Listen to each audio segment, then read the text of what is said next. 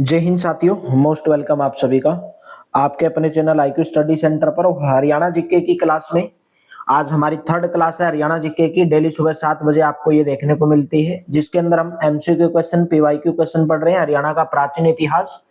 देखिए, मैं आपको बता देता हूँ, अगर आप हरियाणा जीके में 25 बाय 25 नंबर लेना चाहते हैं तो जो हमारी धाकड़ सीरीज है ये आपके लिए काफी है।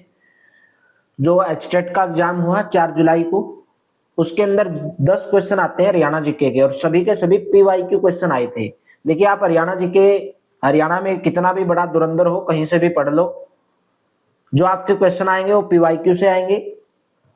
अगर पीवाईक्यू से अलग जितने भी क्वेश्चन आएंगे, 2 क्वेश्चन आए, 4 आए, 5 आए, आपने किसी भी धुरंधर से पढ़ा हो, वो कहीं से नहीं आएंगे। ठीक है, तो ये सब बहकाने की बातें हैं। तो ओनली पीवाईक्यू पढ़ते रहिए, रिवीजन करते रहिए उनको अच्छे तरीके से, बाकी थोड़ी बहुत डिटेल में पढ़ते रहिए और भी क्वेश्चन।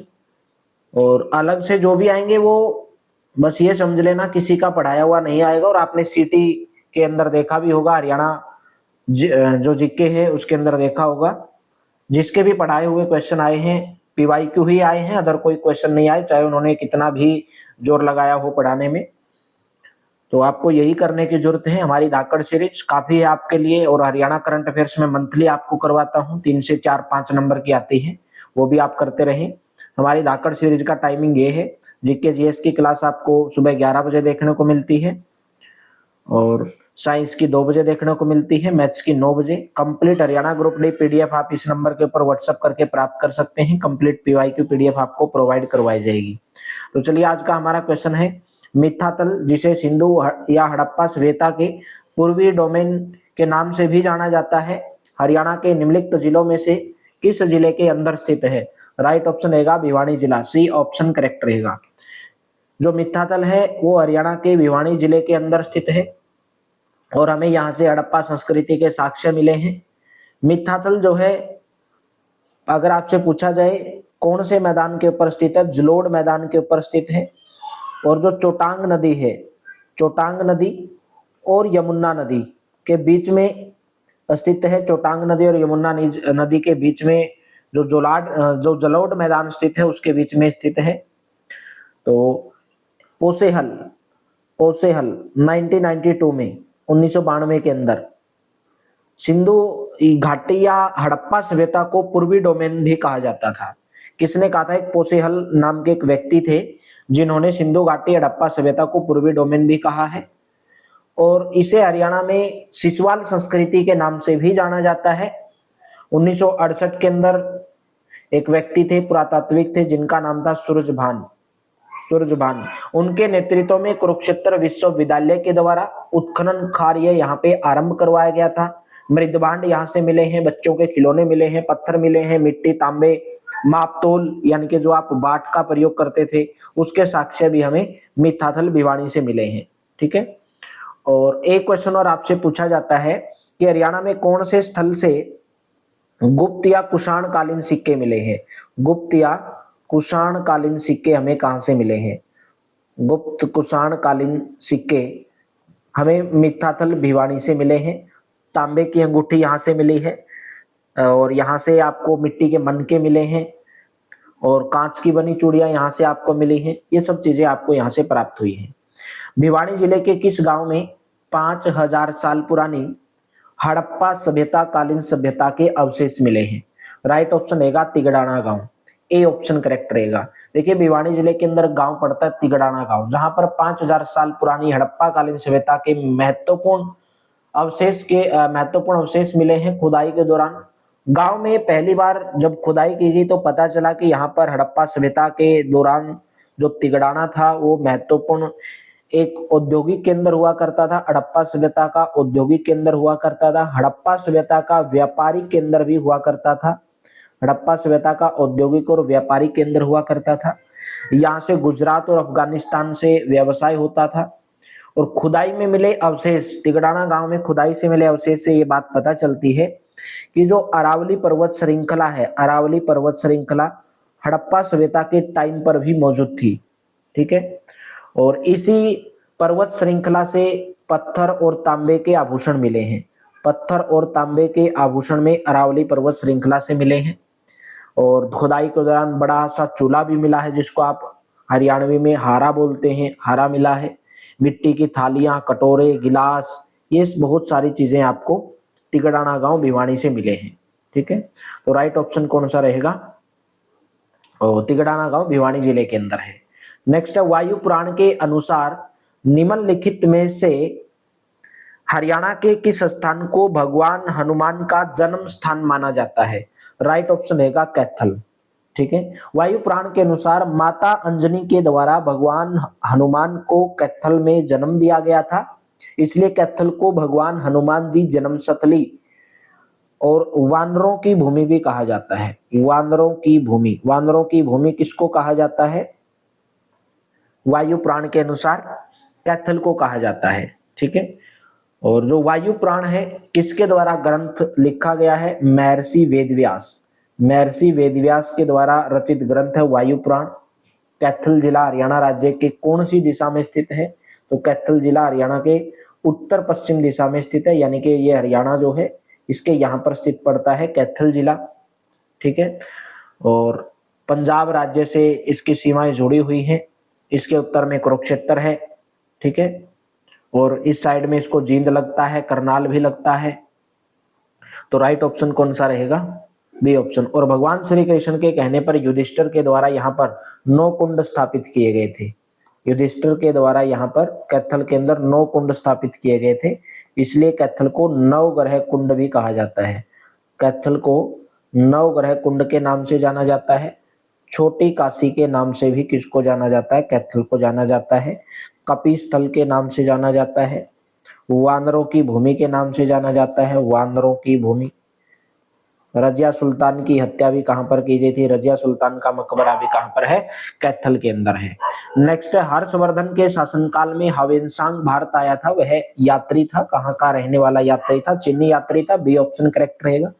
सबसे पहले अगर आपसे पूछा जाए हर्षवर्धन का जन्म कब हुआ था? 590 ईस्वी में हर्षवर्धन का जन्म हुआ था। और थानेसर की गद्दी पर कब बैठा था हर्षवर्धन? थानेसर की गद्दी पर बैठा था 606 ईस्वी में। कब से कब तक इसका शासनकाल था? 606 ईस्वी से लेकर 647 ईस्वी तक हर्षवर्धन का शासनकाल था। हर्षवर्धन कौन से धर्म का अनुयायी था? शैव धर्म को मानने वाला था, शैव धर्म का अनुयायी था। कौन से भगवान को मानता था? उपासक किसका था? भगवान शिव का उपासक था। और इनका दूसरा नाम ह्वेनसांग ने इनको उपाधि दी थी। हर्षवर्धन ने किसकी उपाधि दी थी? शीलादित्य की उपाधि दी थी। इसी के शासनकाल में 629 ईस्वी में दूसरा चीनी यात्री ह्वेनसांग भारत आया था, और भारत में 629 ईस्वी से लेकर 644 ईस्वी तक वो भारत में रहा। ठीक है, और लगभग हरियाणा के थानेसर कुरुक्षेत्र के अंदर रहा था वो 635 से लेकर 644 ईस्वी तक ह्वेनसांग, यानी कि लगभग हरियाणा में 9 साल तक ये रहा था थानेसर के अंदर। तो राइट ऑप्शन कौन सा रहेगा? बी ऑप्शन करेक्ट रहेगा, एक चीनी यात्री था। ठीक है, और ह्वेनसांग के द्वारा जो भारत की यात्रा की गई उस पूरी यात्रा का वर्णन ह्वेनसांग ने अपनी पुस्तक के अंदर किया गया है, और उस पुस्तक का नाम है CU की। उस पुस्तक के अंदर वर्णन किया है। इसी पुस्तक के अंदर उन्होंने हरियाणा के बहुत सारे शहरों का वर्णन किया है। थानेसर का वर्णन हमें मिलता है, टोहाना का वर्णन मिलता है, शुद्ध जो यमुना नगर के अंदर है उसका वर्णन भी हमें मिलता है। तो राइट ऑप्शन कौन सा रहेगा यहाँ पे? बी ऑप्शन, चीनी यात्री था। नेक्स्ट, हरियाणा का सबसे पुराना संदर्भ किसके अभिलेखों में पाया गया है? राइट ऑप्शन रहेगा चाहमान अभिलेख। सी ऑप्शन करेक्ट रहेगा। चाहमान अभिलेख को और चौहान अभिलेख के नाम से भी, चौहानों के अभिलेख के नाम से भी जाना जाता है। इसके अनुसार चाहमान जो अभिलेख था, इसके अनुसार हरियाणा का नाम क्या था? हरियाणा का नाम हरियाणा था, हरियाणा। ठीक है, और जो राजा भोज है, राजा भोज के अभिलेखों से हमें ये बात पता चलती है कि जो प्राचीन काल में जो पेहवा था वो व्यापार का और संस्कृति का एक प्रमुख केंद्र हुआ करता था। और एक हमें महेंद्रपाल का पेहवा अभिलेख राजनीतिक और आर्थिक दृष्टि से बहुत महत्वपूर्ण है। ठीक है, हाँ, इससे हमें जो तोमर वंश था उसकी वंशावली के बारे में पता चलता है। ऋग्वेद में हरियाणा का नाम क्या कहा गया है? ऋग्वेद में हरियाणा का नाम रजत हरियाणा कहा गया, रजत हरियाणा, जिसे में हरियाणा के भौगोलिक स्वरूप का वर्णन मिलता है। अंगुत्तर निकाय एक कैसा ग्रंथ है? अंगुत्तर निकाय एक बौद्ध ग्रंथ है, बौद्ध ग्रंथ, जो सुत्पिटक के 5 निकायों में से चौथा निकाय है। इसमें गौतम बुद्ध और उसके जो शिष्य हैं उनके हजारों उपदेश इसके अंदर सुरक्षित है, अंगुत्तर निकाय के अंदर। और इस निकाय में हमें 16 महाजनपदों की जानकारी मिलती है। कितने महाजनपद हैं? 16 महाजनपद। और महाजनपदों की जानकारी हमें बौद्ध धर्म के अंगुत्तर निकाय के, बौद्ध धर्म का जो ग्रंथ है अंगुत्तर निकाय, उसके अंदर जानकारी मिलती है। नेक्स्ट, प्रसिद्ध हड़प्पा सभ्यता बनावली किस जिले के अंदर स्थित है? बनावली है फतेहाबाद के अंदर, सी ऑप्शन करेक्ट रहेगा। सबसे पहले बनावली फतेहाबाद के अंदर है, उसकी खोज कब की गई थी? 1973-74 के अंदर उसकी खोज की गई थी। किसके द्वारा की गई थी? RS बिष्ट, यानी कि रविंदर सिंह बिष्ट के द्वारा उसकी खोज की गई थी। ये जो स्थल है सरस्वती नदी की एक सहायक नदी है, सरस्वती नदी की सहायक नदी, जिसका नाम है रंगोई नदी। सरस्वती नदी की सहायक नदी रंगोई नदी के किनारे स्थित था। वर्तमान में यह कौन सी नदी के किनारे स्थित है? वर्तमान में यह घग्गर नदी के किनारे स्थित है। फतेहाबाद के अंदर है बनावली। 1973-74 में रविंदर सिंह बिष्ट के द्वारा खोज की गई। सरस्वती नदी और रंगोई नदी के किनारे ये स्थित था और वर्तमान में घग्गर नदी के किनारे ये स्थित है। यहाँ से हमें क्या क्या सामग्री मिली है? फतेहाबाद बनावली से जो जो सामग्री मिली है एग्जाम के अंदर डायरेक्ट पूछा जाता है। अध जले जो हमें कहाँ से मिले हैं? बनावली से मिले हैं। जुता हुआ खेत का साक्ष्य, ये भी बनावली से मिला है। मिट्टी से बना हुआ हल की आकृति, मिट्टी से बनी हुई हल की आकृति भी बनावली से मिली है। ठीक है, आकृति का एक खिलौना मिला है। और एक विचित्र पशु की आकृति, विचित्र पशु यानी कि एक अलग प्रकार के पशु की आकृति भी हमें बनावली से मिली है। और हिसार का तो आप लोग जानते होंगे, अभी हांसी के अंदर आ गया राखी गढ़ी। पहले हिसार के अंदर आता था, लेकिन अभी राखी गढ़ी हांसी के अंदर आ गया है। हड़प्पा सभ्यता का भारत में सबसे बड़ा स्थल है। और राखी गढ़ी कौन सी नदी के किनारे स्थित था? घग्गर नदी और दृश्यदवती नदी के किनारे स्थित था, दृश्यदवती नदी के किनारे स्थित था। ठीक है। और एक नाम है doctor H Phadke, doctor H Phadke, doctor H Phadke के अनुसार राखी गढ़ी को पूर्वी हड़प्पा की राजधानी बताया गया है। पूर्वी हड़प्पा की राजधानी किसको बताया गया? राखी गढ़ी को बताया गया है। सबसे पहले इसकी जो खोज है वो 1963 में डॉक्टर सूरजभान के द्वारा इसकी सफलतम खुदाई डॉक्टर अमरेंद्र नाथ दत्त के द्वारा 1997 से 99 में करवाई गई थी। फिर बता रहा हूं दोबारा, इसकी जो खोज सबसे पहले 1963 में डॉक्टर सूरजभान के द्वारा, और इसकी जो सफलतम खुदाई का जो श्रेय है वो डॉक्टर अमरेंद्र नाथ को जाता है, राखी गढ़ी का 1997-99 के अंदर। प्रेमी जोड़े का कंकाल मिला है, 4 साल के बच्चे का कंकाल भी मिला है, 4500 वर्ष पुरानी सभ्यता है। और मिथ्यातल तो आप जानते होंगे, भिवानी के अंदर मिथ्यातल है, जिसकी खोज 1968 में डॉक्टर सूरजभान के द्वारा की गई थी। और कुषाण कालीन सिक्के, सील बट्टा मिला है, और बहुत सारे नमूने हमें यहाँ से, अन्य सामग्री भी यहाँ से मिले हैं, चांदी की चूड़ियां मिली हैं। प्रसिद्ध हड़प्पा नेक्स्ट है, महाभारत काल में सदियों पहले कुरु वंश के आर्यों के समय को निम्नलिखित में से किस युग की शुरुआत के साथ चिन्हित किया गया था? राइट ऑप्शन रहेगा करिशी युग। आर्यों के काल को किस काल के नाम से जाना जाता है? आर्यों के काल को वैदिक काल के नाम से भी जाना जाता है, क्योंकि इसी काल में वेदों की रचना हुई थी। वेदों की रचना किस काल में हुई थी? वैदिक काल के अंदर हुई थी, और इसी काल को वैदिक काल के नाम से जाना जाता है। ठीक है। वैदिक काल को जो है मुख्य आर्थिक गतिविधि के रूप में कृषि का विकास इसी काल में हुआ था। ठीक है। पशुपालन लोगों ने सीख लिया था, बड़े पैमाने पर कृषि के अंदर बदलाव आए थे। और इस काल में जो अर्थव्यवस्था थी वो किसके ऊपर निर्भर थी? वैदिक काल में, आर्य काल में कृषि के ऊपर निर्भर थी।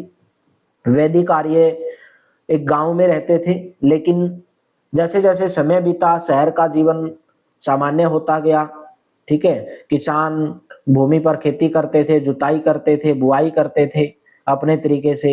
इस काल में चावल, गेहूं, जौ मुख्य प्रमुख फसलें थी। कपास भी उगाते थे लोग।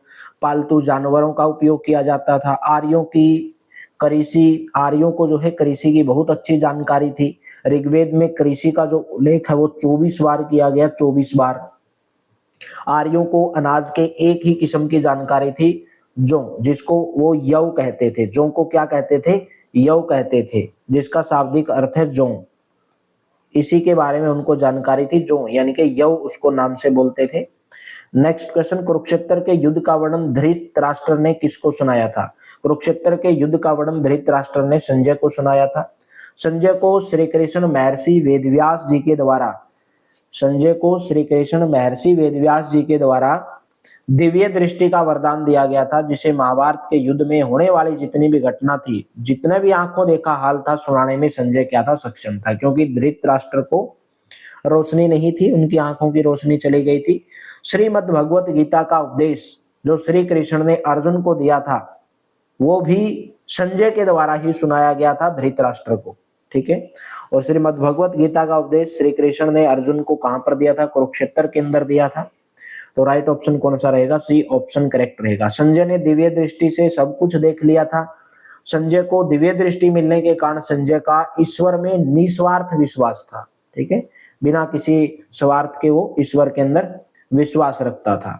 तो नेक्स्ट है, कैथल की स्थापना कथित रूप से महाभारत के किस मिथिकाय पात्र के द्वारा की गई थी? देखिए, पुराण कथाओं के अनुसार जो राजा युधिष्ठिर थे, उन्हें महाभारत युद्ध के दौरान कैथल की स्थापना की थी। तो राइट ऑप्शन कौन सा रहेगा? युधिष्ठिर। सभी इतिहासकारों का मानना है कि जो कैथल का नाम है वो कपिस्थल से बना है, कपिस्थल से बना है, जिसका अर्थ है बंदरों की जगह, यानी कि वानरों का स्थान, बंदरों की जगह। और वायु पुराण के अनुसार भगवान हनुमान का जो जन्म है वो कैथल के अंदर हुआ था, और उनकी माँ के नाम पर कैथल के अंदर एक टीला भी है, अंजनी का टीला। अंजनी का टीला कहाँ पर है? कैथल के अंदर है। भगवान श्री कृष्ण के कहने पर युधिष्ठिर के द्वारा यहाँ पर 9 कुंड स्थापित किए गए थे, और उन्हीं कुंड के कारण कैथल को नवग्रह कुंड के भी नाम से जाना जाता है। छोटी काशी के नाम से भी किसको जाना जाता है? कैथल को जाना जाता है। नेक्स्ट क्वेश्चन है, महाभारत में हरियाणा का कौन सा स्थान तिलपत के नाम से उल्लेखित था? तिलपत के नाम से कौन सा था? Tilpat. Option number B correct रहेगा। तिलपत गांव कहां पर पड़ता है? तिलपत गांव फरीदाबाद के अंदर है। तिलपत गांव को महाभारत काल में तिलपत के नाम से जाना जाता था। तिलपत उन 5 गांव में से एक था जिनकी मांग पांडवों ने दुर्योधन से की थी। पांडवों ने दुर्योधन से 5 गांवों की मांग की थी। एक गांव था बागपत, बागपत जिसको व्याघप्रस्थ कहा जाता था, व्याघप्रस्थ। और एक गांव था सोनीपत, जिसको सोनप्रस्थ कहा जाता था, सोनीपत, सोनप्रस्थ, सोनप्रस्थ। और एक दिल्ली, जिसको इंद्रप्रस्थ कहा जाता था, दिल्ली को इंद्रप्रस्थ, इंद्रप्रस्थ। पानीपत को पानप्रस्थ या पांडुप्रस्थ भी कहा जाता था, पानप्रस्थ या पांडुप्रस्थ दोनों नाम से जाना जाता था। और एक है तिलपत, तिलपत को तिलपत प्रस्थ के नाम से जाना जाता था, तो फरीदाबाद के अंदर है। नेक्स्ट, महाभारत कथा के अनुसार युधिष्ठिर ने महाभारत युद्ध में मारे गए अपने बंधुओं को किस पवित्र स्थल पर भेंट चढ़ाया था? राइट ऑप्शन रहेगा गोपाल मोचन, बी ऑप्शन करेक्ट रहेगा। महाभारत की कथाओं के अनुसार युधिष्ठिर ने महाभारत युद्ध में जितने भी उसके परिजन मारे गए थे, जितने भी वीर थे, उनकी आत्मा की शांति के लिए यहीं पर एक कार्यक्रम करवाया, यहीं पर पिंडदान किया था। और आप लोग जानते होंगे यहाँ पर चैत्र की 14 पर एग्जाम में भी पूछा गया है। चैत्र की 14 पर, चैत्र की 14 पर हर साल यहाँ पर मेला लगता है। विदेशों से भी लोग यहाँ पर आते हैं। वे यहाँ पर पिंडदान करके अपने पितरों की आत्मा की शांति की प्रार्थना करते हैं। तो राइट ऑप्शन कौन सा रहेगा? बी ऑप्शन करेक्ट रहेगा। नेक्स्ट है, मौर्य काल के स्तूप व अवशेष हरियाणा के किस स्थान से हमें प्राप्त हुए हैं? तो राइट ऑप्शन रहेगा फतेहाबाद। ठीक है, आप लोग जानते होंगे कि फतेहाबाद के अंदर अशोक स्तंभ की खोज, फतेहाबाद के अंदर अशोक स्तंभ की जो खोज है, उससे पता चला है कि जो फतेहाबाद था वो मौर्य साम्राज्य का हिस्सा था। फतेहाबाद किसका हिस्सा रहा है? मौर्य साम्राज्य का हिस्सा रहा है। यह जानकारी हमें अशोक स्तंभ से पता लगी है। मौर्य काल के स्तूप सारनाथ और कुशीनगर जैसे जितने भी धार्मिक स्थान प्राप्त हुए हैं, जिनका निर्माण खुद सम्राट अशोक के द्वारा करवाया गया था।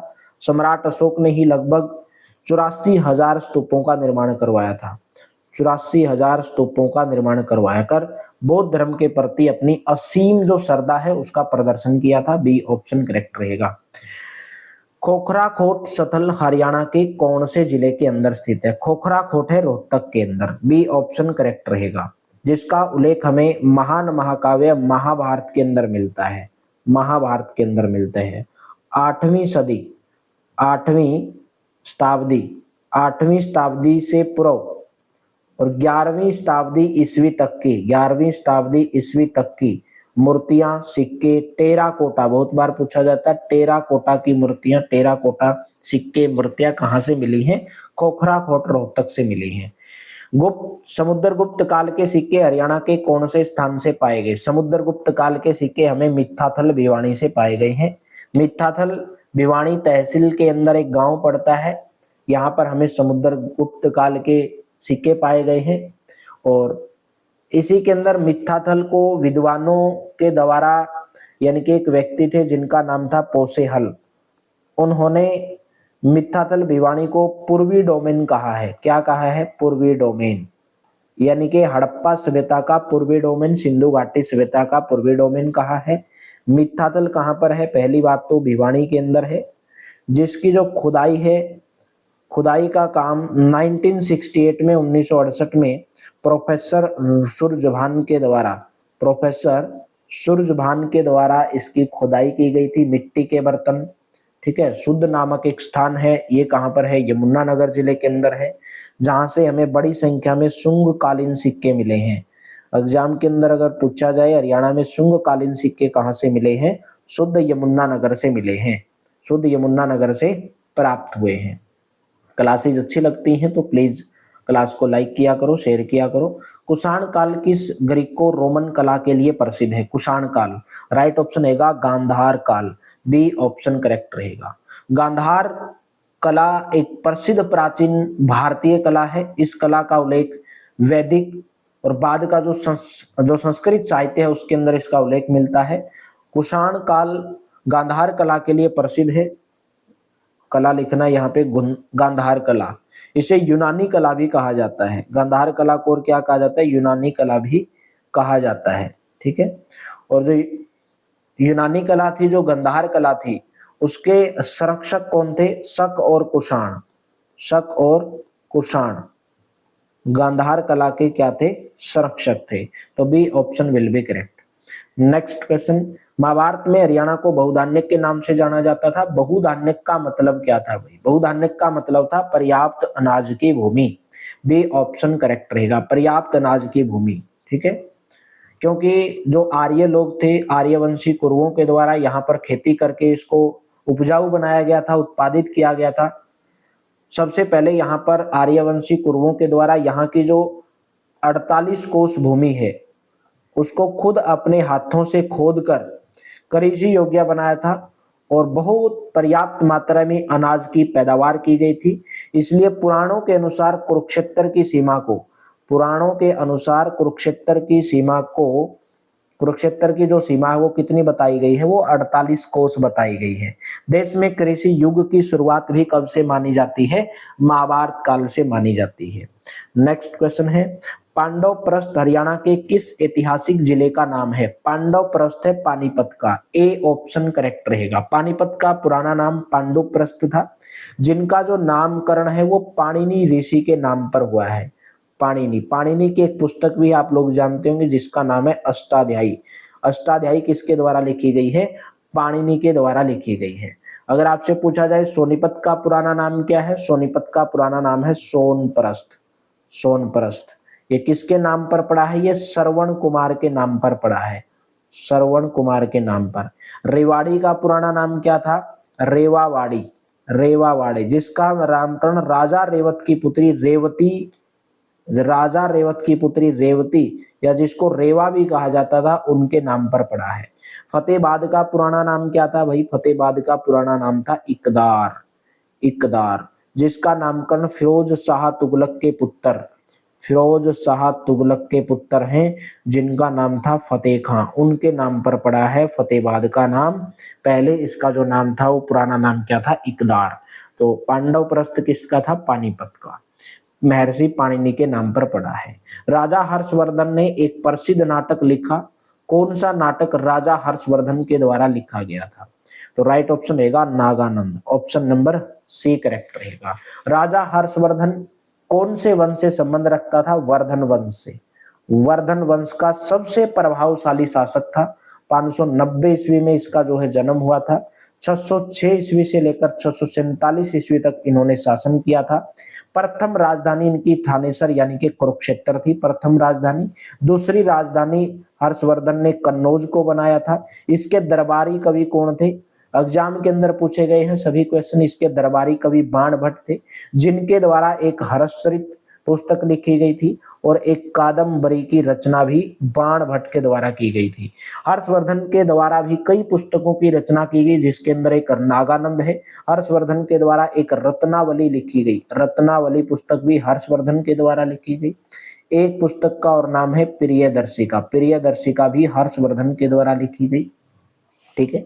हर्षवर्धन के दरबार में दूसरा चीनी यात्री हवेनसांग 629 ईस्वी के अंदर भारत के अंदर आया था, 629 ईस्वी के अंदर, और 644 ईस्वी तक वो भारत के अंदर रहा था। हरियाणा में वो 635 से 644 तक रहा था, 9 साल तक थानेसर के अंदर रहा था। और अपनी यात्रा का जो वर्णन उसने सी यू की नामक पुस्तक के अंदर किया था, अपनी पूरी यात्रा का वर्णन। ठीक है। तो हर्षवर्धन शिव का, भगवान शिव का उपासक था और शैव धर्म को मानता था। ठीक है। चलिए नेक्स्ट है कुरुक्षेत्र, तिलपत और किसमें, यहाँ पे डैश है और के बीच में, कुरुक्षेत्र, तिलपत और किसमें पुरातात्विक स्थलों में मिले मिट्टी के बर्तन, आभूषण और मूर्तिकला से महाभारत युद्ध का उद्गम स्थल कुरुक्षेत्र होने का प्रमाण मिलता है? तो एक है पानीपत और एक है पेहवा। तो बी ऑप्शन करेक्ट रहेगा भाई। पानीपत, कुरुक्षेत्र, तिलपत और पेहवा, यहाँ पर जो पुरातात्विक स्थल मिले हैं उनसे हमें जो मिट्टी के बर्तन मिले हैं, आभूषण मिले हैं, मूर्तिकला मिले हैं, उसे महाभारत युद्ध का उद्गम स्थल कुरुक्षेत्र होने का प्रमाण मिलता है। देखिए महाभारत का प्रसिद्ध युद्ध लगभग 900 ईसा पूर्व कौरवों और पांडवों के बीच में लड़ा गया था। 18 दिन तक ये युद्ध लड़ा था, जिसके अंदर पांडवों की जीत हुई थी, पांडवों की जीत हुई थी। पानीपत, कुरुक्षेत्र, तिलपत, तिलपत गांव कहां पर है? ये फरीदाबाद के अंदर है। पहले इसका नाम तिलपत प्रस्थ हुआ करता था। पेहवा से जो पानीपत, कुरुक्षेत्र, तिलपत, पेहवा से जो बर्तन, आभूषण, मूर्तिकला मिले हैं, इससे पता चलता है कि जो कुरुक्षेत्र था वहीं पर महाभारत लड़ी गई थी। तिलपत क्षेत्र के बारे में मैंने आपको बता दिया था। वही 5 गांव हैं जो पांडवों के द्वारा कौरवों के भरण पोषण के लिए मांगे गए थे। पांडव प्रस्थ, पानीपत, सोनप्रस्थ, सोनीपत, बागपत प्रस्थ, बागोद, तिलपत प्रस्थ, तिलपत, इंद्रप्रस्थ यानी कि दिल्ली। ठीक है। पेवा पाणिनि की प्रसिद्ध पुस्तक अष्टाध्यायी के अंदर बताया गया। पेवा का प्राचीन नाम क्या हुआ करता था भाई? पेवा का प्राचीन नाम पृथुदक, पृथुदक। ये किसके अंदर कहा गया है? पाणिनि की अष्टाध्यायी पुस्तक के अंदर पृथुदक बताया गया है। पितरों के श्राद्ध के लिए, उनकी मुक्ति के लिए सबसे प्रसिद्ध स्थान माना जाता है पेहवा। ठीक है। इसलिए हरियाणा का गया, जैसे बिहार का गया है, तो उसी प्रकार हरियाणा का गया किसको कहा जाता है? हरियाणा का गया पेहवा को कहा जाता है, पेहवा को। ठीक है। सरस्वती तीर्थ यहीं पर स्थित है। पेहवा में गुर्जर प्रतिहार वंश के शासक मिहिर भोज, मिहिर भोज कौन से वंश से संबंध रखता था? मिहिर भोज गुर्जर प्रतिहार वंश, गुर्जर प्रतिहार वंश, गुर्जर प्रतिहार वंश के शासक मिहिर भोज, उनका अश्व केंद्र यानी कि घोड़ों का केंद्र हुआ करता था। घोड़ों का व्यापार यहाँ पे होता था पेहवा के अंदर। पंचमुखी शिव भगवान की मूर्ति पेहवा से प्राप्त हुई है। ठीक है। गुरु नानक देव को समर्पित यहाँ पर एक गुरुद्वारा है, बावली साहिब गुरुद्वारा, बावली साहिब। बावली साहिब गुरुद्वारा कहाँ पर है? बावली साहिब गुरुद्वारा जो है वो पेहवा के अंदर है, गुरु नानक देव को समर्पित है। संगमेश्वर महादेव मंदिर अरुणाए गांव है, एक एग्जाम के अंदर पूछा जाता है। संगमेश्वर, संगमेश्वर महादेव मंदिर कहाँ पर है? अरुणाए गांव के अंदर है, अरुणाए गांव। और ये अरुणाए गांव कहाँ पर है? ये भी पेहवा के अंदर है। ठीक है। चलिए नेक्स्ट क्वेश्चन, पूर्व हड़प्पन स्थल कुणाल हरियाणा के किस जिले के अंदर स्थित है? पूर्व हड़प्पन स्थल कुणाल हरियाणा के फतेहाबाद जिले के अंदर स्थित है, जिसकी खोज 1986 में जे एस खत्री और एक नाम थे एम आचार्य, जे एस खत्री और एम आचार्य के द्वारा इसकी जो है खोज की गई थी। फतेहाबाद के अंदर है कुणाल। और हमें राजा का जो मुकुट है वो भी कहाँ से मिला है? कुणाल से मिला है। सरस्वती नदी के किनारे स्थित था राजा का मुकुट। राजा मुकुट, शाही चूड़ियां, चांदी का हार, ठीक है, बहुत सारी चीजें हमें यहाँ से मिली है। पांडवों ने कौरवों से 5 गांव मांगे थे। इन 5 गांव के नाम सोनीपत, दिल्ली, बागपत, तिलपत और पानीपत है। ऑप्शन नंबर बी करेक्ट रहेगा। ठीक है, सोनीपत को सोनप्रस्थ, दिल्ली को इंद्रप्रस्थ, बागपत को बागपत प्रस्थ के नाम से, तिलपत को तिलपत प्रस्थ और पानीपत को पानप्रस्थ के नाम से जाना जाता था। थेपोलर नामक प्राचीन स्थल हरियाणा में कहां पर स्थित है? ये आपका कैथल के अंदर है। डी ऑप्शन करेक्ट रहेगा। थेपोलर हरियाणा में कैथल जिले की जो गोला तहसील है, कैथल जिले की गोला तहसील का एक गांव है थेपोलर। और रावण के जो नाना थे उनका गांव ये हुआ करता था। ठीक है, राणा के नाना भी यहीं पे रहते थे थेपोलर के अंदर। नेक्स्ट, निम्न में से किस पुस्तक में अग्रोहा हिसार का उल्लेख मिलता है? अग्रोहा हिसार का उल्लेख हमें दिव्यावदान के अंदर मिलता है। अग्रोहा का प्राचीन नाम क्या हुआ करता था? अग्रोहा का प्राचीन नाम अग्रोदक्का बताया गया है। जहां इनका और महाराजा अग्रसेन का संबंध भी कहां से था? महाराजा अग्रसेन का संबंध अग्रोहा हिसार से था। अग्रोहा कौन से समाज का उत्पत्ति स्थल माना जाता है? अग्रवाल या वैश्य समाज का? अग्रवाल या वैश्य समाज का उत्पत्ति स्थल अग्रोहा को माना जाता है। अग्रोहा किसकी राजधानी हुआ करती थी? अगर गणराज्य की राजधानी हुआ करती थी अग्रोहा। और दिव्यावदान पुस्तक के अंदर हमें अग्रोहा हिसार का उल्लेख मिलता है। यहाँ से बहुत सारी चीजें और भी मिले हैं। एक क्वेश्चन पूछा जाता है आपसे, संगीत के 7 स्वरों का उल्लेख, संगीत के 7 स्वरों का उल्लेख हमें कहाँ से मिलता है? दिव्यावदान से मिलता है। ठीक है, और यहीं से गुप्तकालीन सूर्य देवता की मूर्ति, पंचमारक सिक्के हमें यहाँ से प्राप्त हुए, पंचमारक। ठीक है, और अभिज्ञान शाकुंतलम एक कवि हुए हैं कालिदास, उनके द्वारा रचित संस्कृत भाषा के अंदर लिखा गया एक नाटक है राजतरंगिणी, कल्हण के द्वारा लिखी गई थी राजतरंगिणी। तो राइट ऑप्शन यहाँ पे दिव्यावदान के अंदर हमें अग्रोहा का उल्लेख मिलता है। नेक्स्ट है, हरियाणा को प्रचुर मात्रा में नार और अपार धन की भूमि के रूप में माना जाता था महाभारत काल में। ऑप्शन नंबर आपका बी करेक्ट रहेगा। महाभारत काल से ही माना जाता है कि हरियाणा एक बहुत समृद्ध राज्य है। अनाज को उगाने के मामले में यहाँ पर सबसे पहले जो आर्यवंशी थे, जो कौरव थे, उनके द्वारा यहाँ की जो 48 कोस भूमि है उसको खुद अपने हाथों से खोद कर कृषि योग्य बनाया गया था। और कुरुक्षेत्र को 48 कोस की भूमि के नाम से भी जाना जाता है। हरियाणा का नाम महाभारत और युद्ध काल में बहुधान्यक प्रदेश यानी कि बहुत सारा अनाज महाभारत के अंदर कहा गया है। नेक्स्ट है, वेद व्यास ने किस भाषा में महाभारत काव्य लिखा था? वेद व्यास ने कौन सी भाषा में लिखा था? संस्कृत भाषा के अंदर लिखा था। डी ऑप्शन करेक्ट रहेगा। महाभारत की रचना महर्षि वेद व्यास के द्वारा सरस्वती नदी के किनारे बैठकर संस्कृत भाषा के अंदर की गई थी। लेकिन इसको लेखन यानी कि लिखने का कार्य किसने किया था? इसको लिखने का कार्य श्री गणेश जी के द्वारा किया गया था। और श्री गणेश जी को किसकी उपाधि दी जाती है? एक दंत की उपाधि दी जाती है। एक दंत दयावंत, आपने आरती सुनी होगी। महाभारत को पंचम वेद यानी कि जय संहिता के नाम से भी जाना जाता है। महाभारत का पुराना नाम क्या था? जय संहिता के नाम से भी महाभारत को जाना जाता है। नेक्स्ट है, किस वर्ष हर्षवर्धन थानेसर के शासक बने थे? तो किस वर्ष बने थे, इसका आंसर आपको कमेंट बॉक्स के अंदर देना है। हर्षवर्धन थानेसर के शासक कब बने? 590 ईस्वी, 606 ईस्वी, 621, 692। और साथ में आपको बताना है कि हर्षवर्धन के द्वारा 3 पुस्तकें लिखी गई थी, बहुत बार बता दिया। उन पुस्तकों के नाम भी आपको कमेंट बॉक्स के अंदर बताने हैं, कब वो शासक बने और उनकी तीनों पुस्तकों के नाम बताने, कौन कौन सी पुस्तक उनके द्वारा लिखी गई थी। क्लास अच्छी लगी है तो वीडियो को लाइक कर देना, शेयर कर देना। बाकी क्लासेस भी आप टाइम से ज्वाइन करते रहो। ये हमारी क्लासेस का टाइम है। पीडीएफ प्राप्त करने के लिए हरियाणा ग्रुप डी के लिए आप इन नंबर के ऊपर व्हाट्सएप कर सकते हैं।